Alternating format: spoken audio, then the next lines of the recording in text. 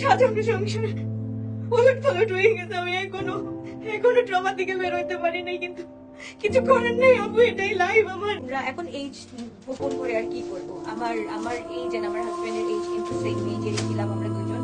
আমরা দুজনই হচ্ছে কি এবার 28-এ পা গেছি।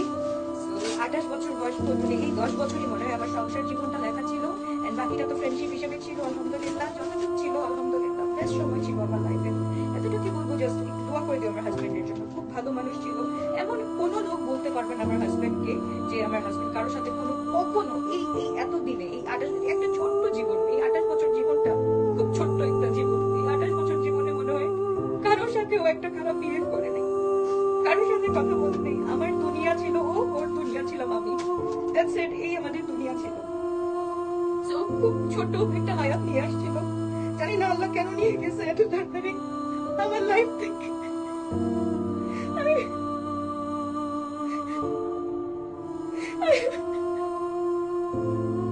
সবকিছু উলটপালট করে দিই।